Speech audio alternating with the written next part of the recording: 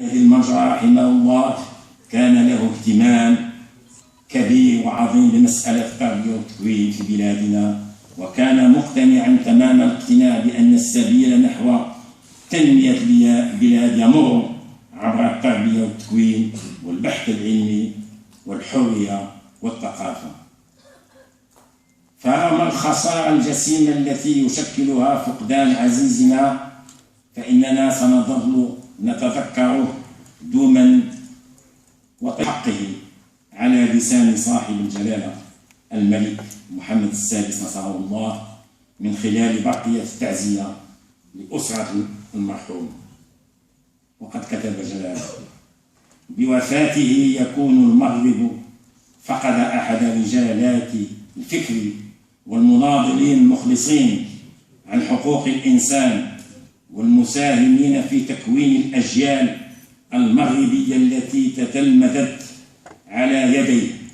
إننا نستحضر في هذا الظرف العصيب ما كان يتحلى به الراحل من خصال إنسانية رفيعة ومن تشبع مكين بالقيم الكونية للحرية والعدالة والإنصاف، حيث كان رحمه الله نموذجا للمفكر الملتزم والباحث المستقبلي الجاد الذي سخر كتاباته للدفاع عن حق شعوب الدول النامية في اكتساب مفاتيح وأسس تحقيق التنمية الشاملة القائمة على تقاسم العلم والمعرفة، أن يشمل الفقيد العزيز بواسع رحمته وغفرانه ونسكنه فسيح جنانه مع النبيين والصديقين والشهداء والصالحين وحسن أولئك رفيقا، ويحسن معجزاؤه على ما قدم لوطنه وأمته من صالح الأعمال وصادق الجهود، ويقعده مقعد صدق في جنات النعيم مع عباده المخلصين بفضل من الله ورضوانه. وبهذه المناسبة الأليمة أجدد الإعراب إلى زوجة الفقيد العزيز الفاضلة لاله أمينة، وإلى كافة أعضاء أسرته الكريمة، وإلى كافة أصدقائه وأحبائه، وإلى المجموعة العلمية المغربية عن أحر التعازي وأصدق المواساة في هذا الرفع الفادح وهذا القضاء الذي لا عرض لقضاء الله فيه، داعي الله عز وجل. أستاذ استعمار كاسي الفهري على هذه المداخلة القيمة والعميقة التي أحاطت في جوانب مهمة من حياة الراحل وفكره. وبطبيعة الحال هذا بين على أن نادي النجرة هو مؤسسة لوحده، وهناك عرض التي يتلو مداخلة الأستاذ الفاسي عرض الأستاذ فؤاد بن شكرون في هذه الندوة، وليتفضل مشكورا.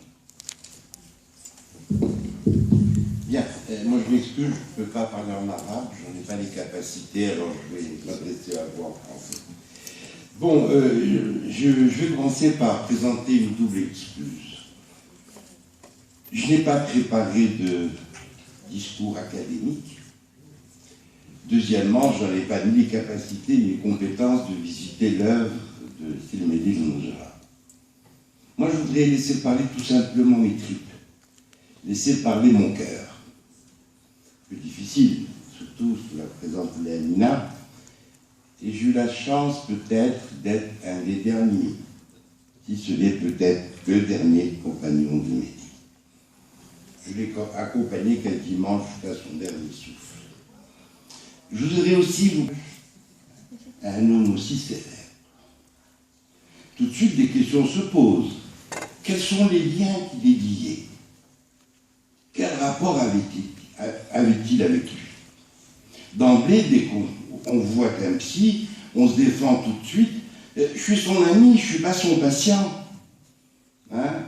Et puis, il y a de l'autre côté, et même si c'était mon patient, tout ce qui est du registre du transfert. Le transfert, c'est celui qu'on aime, celui sur lequel on projette un certain nombre de sentiments. Eh bien, au risque de décevoir certains, le rapport que j'étais avec cet homme était, j'ai envie de dire, un rapport d'amitié, Et maintenant qu'il est mort, je peux le dire, pourquoi pas, un rapport d'amour. Ma première rencontre avec lui, c'était, certains d'entre nous ont eu cette chance, de rencontrer un mythe. Que pour moi, le Midi Mojra est un mythe, un nom, une œuvre, des travaux, une pensée.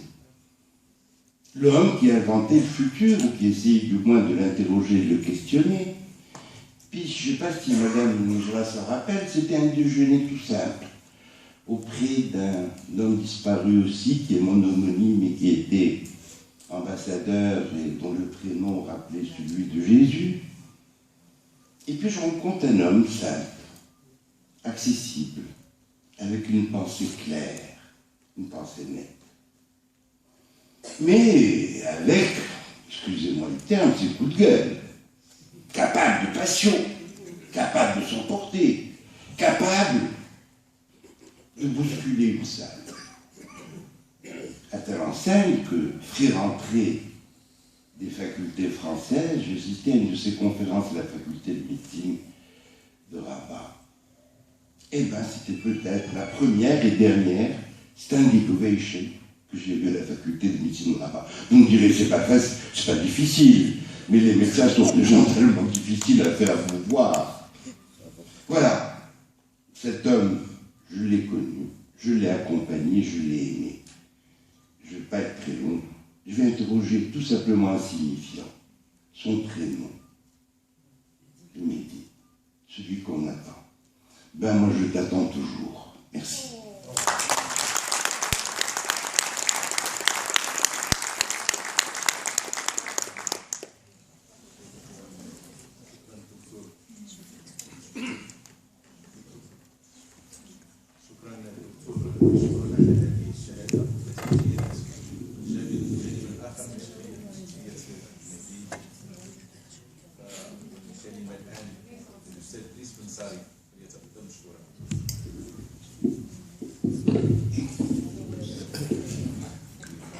شكرا سيدي.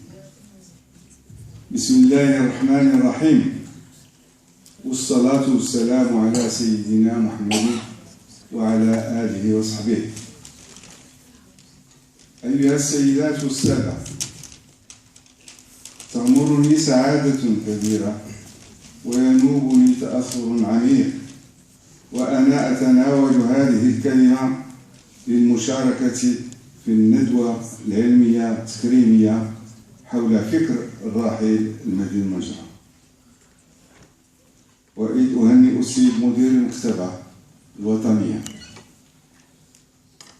للمملكة المغربية، المكتبة الوطنية للمملكة المغربية الدكتور إدريس خروز على هذه المبادرة الكريمة، بما ستتيحه من فرص للإدلاء بالشهادات والتقييمات للمنتوج الفكري للمرحوم المجرى.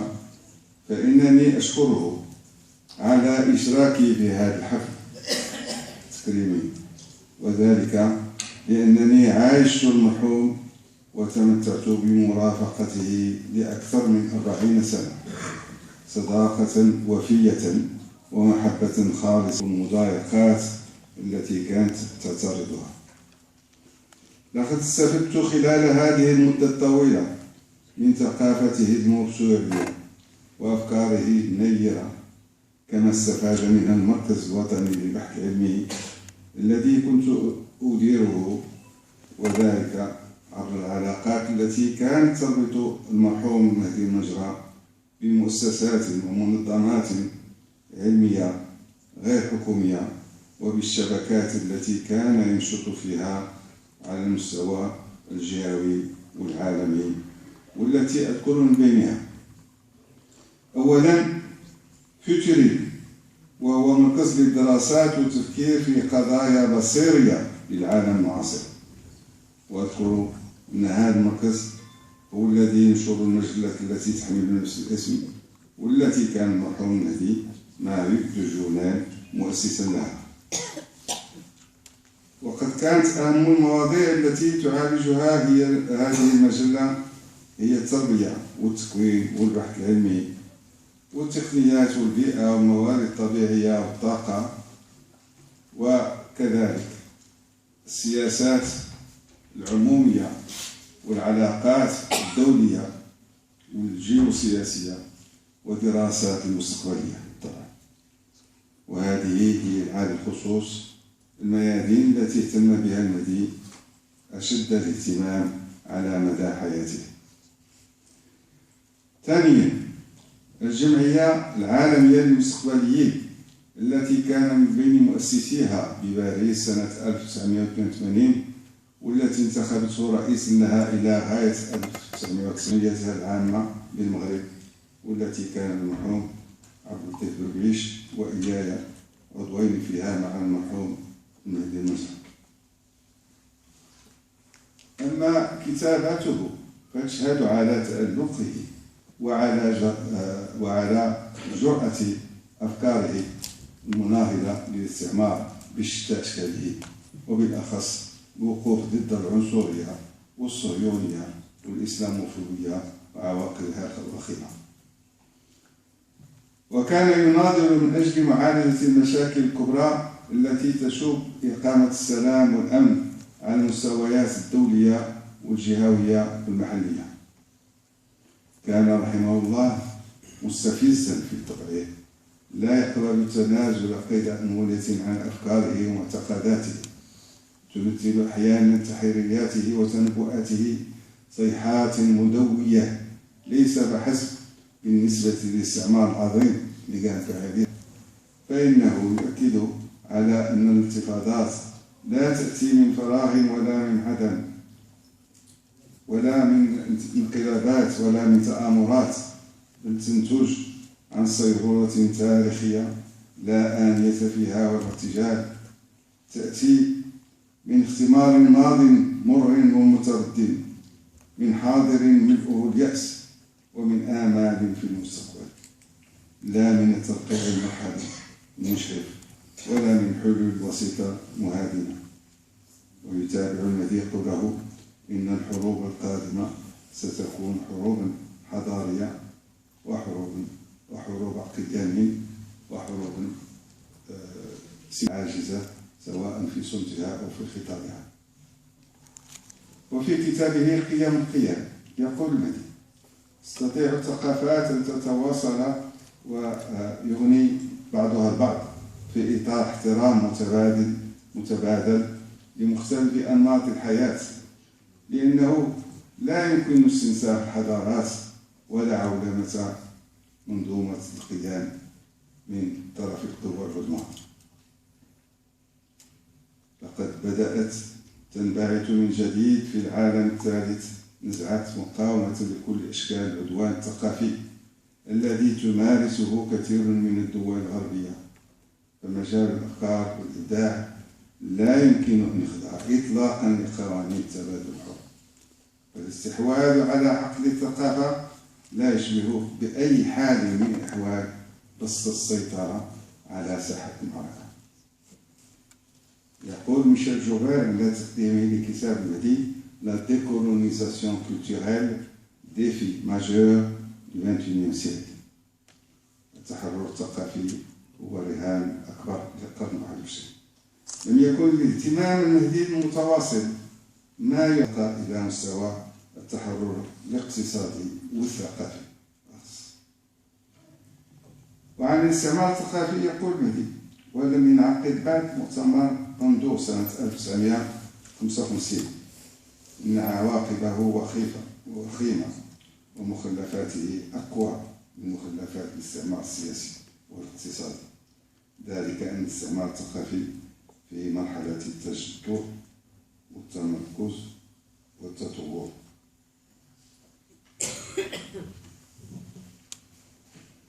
أن نتساءل ماذا فعلنا به لمناهضة هذا الاستعمار الثقافي، على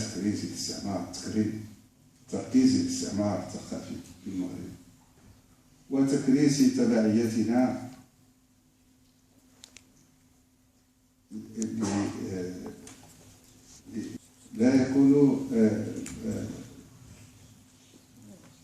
لا يكون واحد تالي هويته. والإدهار الأمر أن تركيز هذا الاستعمار يتم بتمويل مغربي وطني. ورجوعا إلى المرحوم مهدي المرجع، المرحوم يتساءل المهدي: كيف نهيئ لتقدم ثقافي كسبيل التحرر؟ كيف نتصور عالما ليس فيه مكان للمستعمر ولا للمستعمر؟ يقول ميشيل جوبير في هذا المضمار: البروفيسور المنجرة المعروف بنبذه للعنف يعتبر المعادلة سهلة، يكفي فقط يقول المهدي احترام الآخر. هذه العبارة التي تعرف في البوليسي والعسكري الناجم عن عدم التسامح وعن التجاوزات التي تدوس الحريات والتي تفرض الهيمنة سوسيو اقتصادية، لا لشيء إلا لأنها تحول ضد تعدد وتنوع ثقافي. إنه كتاب الحرب الحضارية الأولى الذي نشر لأول مرة سنة 1990، وقد أهداه المهدي بصفة خاصة إلى روح 200,000 عراقي الذين لقوا دولية منها الجهوية شاركنا فيها سويا. أذكر من بينها مؤتمر الأمم المتحدة حول تطبيق العلم والتكنولوجيا من المؤتمرات الجهوية، كاستر في دكار 74 وكاستر في الرباط 1976.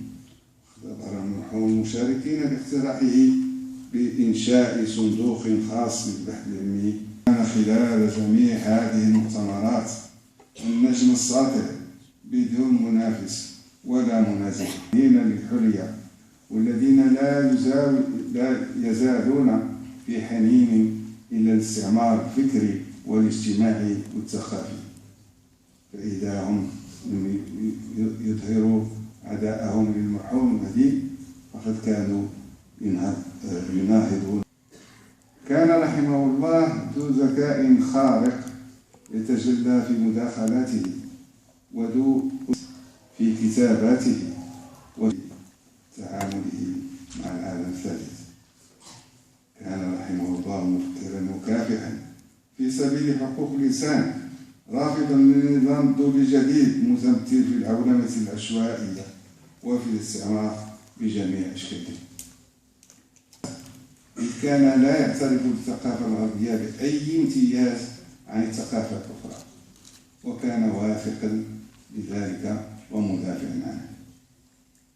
هذه بعض من نشاطاته سنوات الرصاص، حيث لم تأبى شجاعته ولا فصاحة لسانه بالعدول عن انتقاد السلطات والدفاع عن الحريات العامة ومناهضة الفساد، فكان خلالها مستهدفا وغير مطمئن على حياته. ولولا العطف الملكي الذي كان يشمله لنفذت فيه التهديدات التي كان هدفا لها. وبالموازاة مع نشاطه الدولي انشأ عددا من الجمعيات على المستوى وترانسبارنسي انترناسيونال مما دج به في هيجان العاصفة. وكيفما كان الحال كان رحمه الله يمثل في المغرب الرأي الآخر المناهض بشتى ظواهر الظلم والتجاوزات ضد الحريات العامة والشخصية، وضد الفقر المفقع والجهل المظلم والانتهازية والفساد والتحقير والنفاق. كما كان يناهض الاستعمار الفكري متمثل في الفرنسة والعصرنة الزائفة والعولمة. رافقته أثناء بعض تنقلاته في شتاء الرأي المغرب، أذكر من بينها الرشيدية وألفود وورتزات وتنغير ومكناس وأزرو وودنلي وتازا، حيث كانت تنقلاته تستقطب جماهير غفيرة.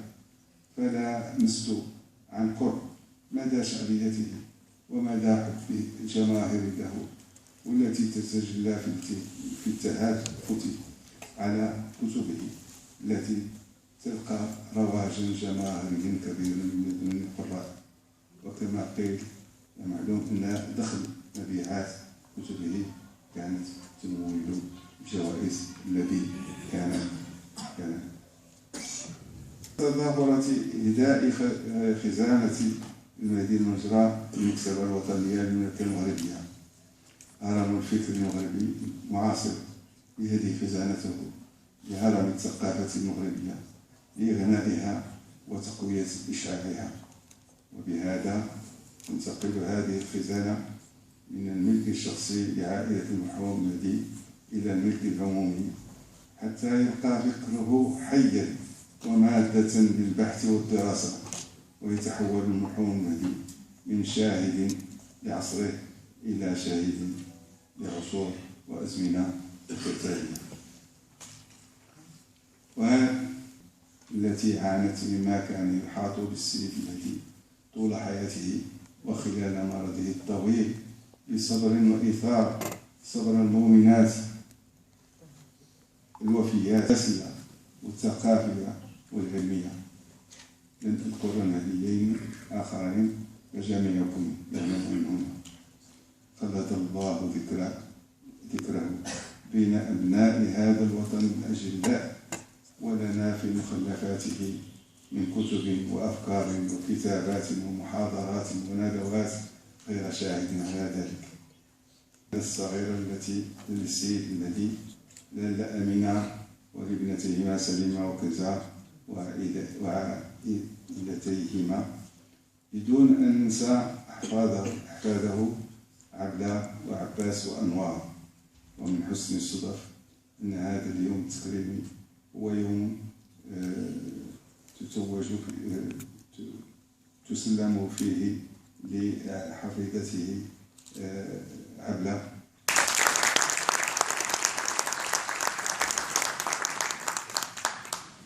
شكرا سيد العميد السيد رئيس النصاري على هذه الشهادة الحية، ونشكر أساتذة على شهادتهم ومشاركتهم في هذا المقام الطيب الجليل إحياء لذكرى المرحوم مهدي المنجرة.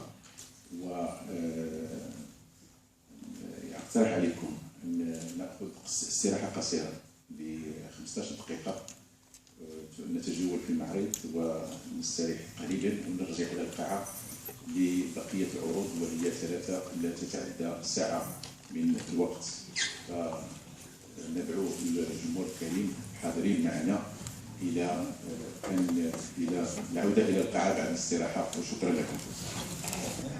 إذن أعزائي المشاهدين والمشاهدات، دائما في إطار التغطية الخاصة التي خصصت لتكريم المرحوم المهدي المنجرة التي تقام بالمكتبة الوطنية للمملكة المغربية، معنا الأستاذ دريس بنصاري أحد المتدخلين في هذا التكريم التأبيني. أستاذ السلام عليكم. وعليكم السلام. نود لو سمحتم معرفة الإطار الذي يأتي فيه تدخلكم في هذا التكريم التأبيني للمرحوم المنجرة.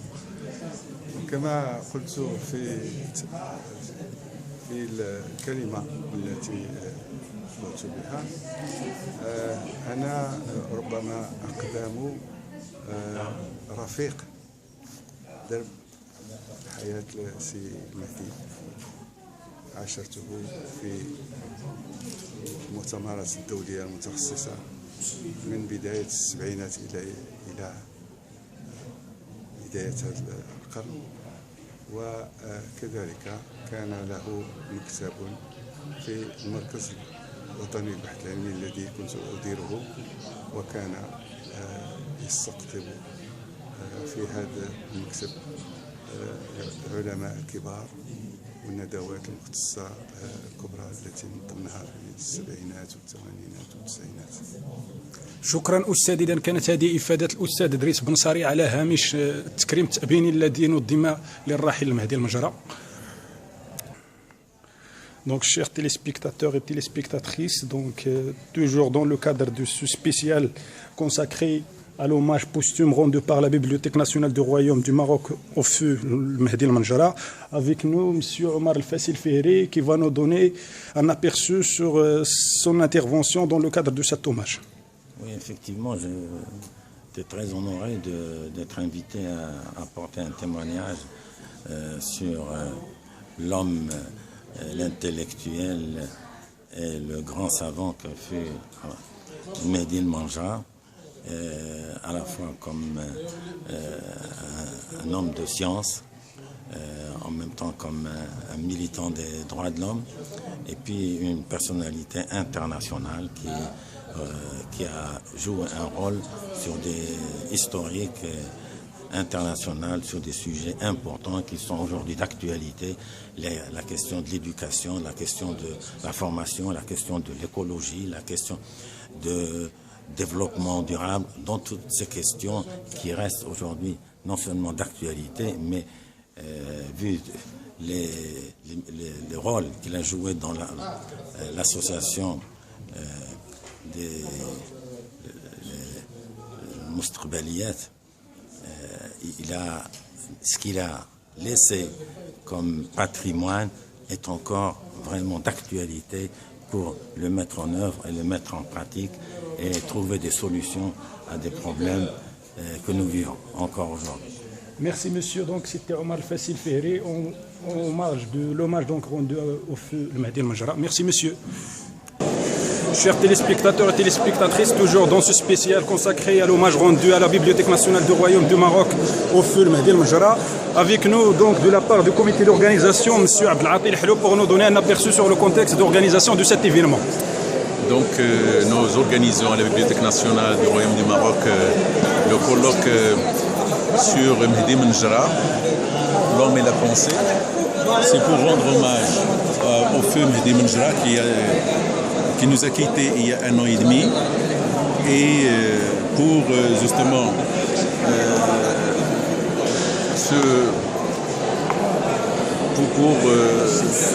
faire une lecture sur sa pensée et sur son patrimoine. Et l'occasion aussi, c'est parce que la famille du défunt a donné toute la bibliothèque de feu Mehdi El Mandja à la Bibliothèque nationale pour la communiquer aux étudiants et aux chercheurs comme un patrimoine d'un homme qui a fait beaucoup sur le plan national et sur le plan international. C'est un militant par la pensée, c'est un grand penseur de futurisme, et c'est quelqu'un qui a œuvré pour la défense des droits de l'homme et pour la sécurité et pour l'éducation et pour la liberté. Merci monsieur, donc c'était monsieur Abdelati El Hello, hommage de l'hommage rendu à la Bibliothèque nationale du Royaume au feu le Mehdi El Mandja. Merci monsieur. Merci à vous.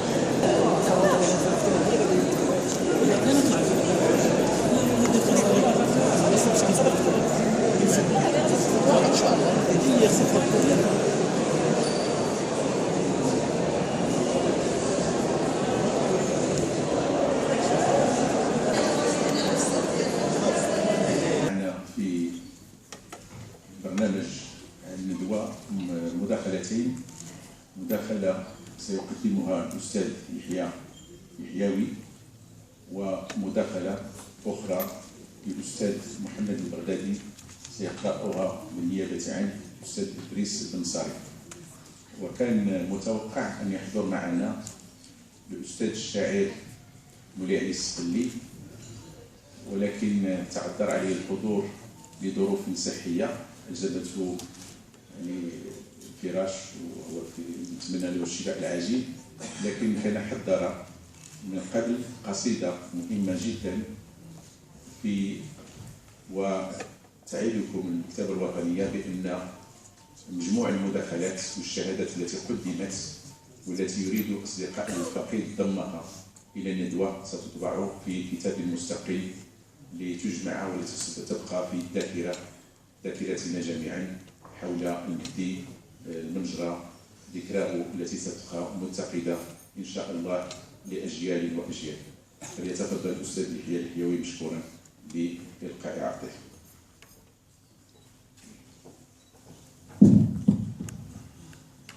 شكرا سي حلو. انا في الحقيقه ما وجدتش مداخله كامله مكتمله، لان تعلمت شويه متاخر، وبالتالي فما كانش عندي امكانيه نعتذر. فقلت على الاقل نحط بعض الافكار اللي تاثر الورقه النهائيه اللي يمكن نصيغها ان شاء الله في افق نشر الكتاب. انا في الحقيقه يعني لا اريد ان اتحدث عن فكر مهدي المنجرة ولا عن مواقفه وآرائه بخصوص هذه القضية أو تلك. أولا مناسبة اللقاء لا تسمح بذلك. أنا ما غاديش نطول عليكم، ما غاديش نفوت 10 12 دقيقة. واش غناخذ الوقت ديالي، ولو أن في الجامعة كيعطيو حق 20 دقيقة أنا غادي نسمح، يعني ما نفوتش 10 12 دقيقة. مناسبة اللقاء لا تسمح ب يعني الحديث بالتفصيل عن فكر مهدي المنجرة، ثم الحديث في فكر مهدي المنجرة. وفي الحقيقة لا يمكن أن يكون عملا فرديا، هو المفروض أن يكون عمل جماعي يقوم به كل من أوتي بعض الجلال أو بعض القوة. أنا شخصيا يعني مع الأسف يعني من وفاته هذه تقريبا عام ونص إلى اليوم يمكن كان نشاط وحيد، وهذا يمكن النشاط الثاني اللي انعقد على بعد وفاته الله يرحمه. النشاط في البداية الأولى لوفاته، وهذا النشاط الثاني. ولكن يعني يحزنني صراحة أن عام ونص ما دارش حاجة كبيرة على مهدي المنجرة في الحجم ديال مهدي المنجرة. أنا شخصيا يعني قدمت دراسة جد مطولة من حوالي 60 إلى 70 صفحة لمجلة محكمة تصدر عن المركز العربي للأبحاث والدراسات السياسية. وأنا كنركز على العبارة ديال المنظومة لدرجة أنني كنت غنحاول نحور كل مداخلة حول فكرة المنظومة اللي ضد السيستم، فكر مهدي المنجرة. وهي مهمة جدا لأن الأطروحة الأولى ديالو في 57 العنوان ديالها كاين مفهوم السيستم. اللي بغى يفهم في اعتقادي فكر مهدي المنجرة خصو يفهمو في هذا الإطار، في هذا السياق، يعني ما يقدرش يفصلو، ما يقدرش يجزئو، خصو يتقرا في شموليته، في منظومته وفي كليته ديالو. وبالتالي فأنا سأتحدث فيما يمكن أن نسميه انشغالات مهدي المنجرة. انشغالات مهدي المنجرة لأن هي القضية الكبرى التي كانت تسترعي اهتمامه. نقول له يعني وبالتلميح كان كيقول لي لا، كان كيقول لي شوف الإنسان اللي في النهار كيلقاها في الكتاب، تلقاها في السيدوات، تلقاها في المحاضرات 20 سنة 30 سنة. وأنا الحقيقة يعني يبدو لي أن كانت كتعود تقريبا، أنا عندي تقريبا نقدر نقول لكم واحد معظم المؤلفات ديالو بالعربية والفرنسية فيها لواحد الدرجة متقدمة جدا، ما يقدرش الإنسان يكسرها، لأن أنا كما قلت لكم في الأول الرجل عنده فكر منظومي، يعني بناء منظومي. ما يمكنش الإنسان يختار السمك ديالو.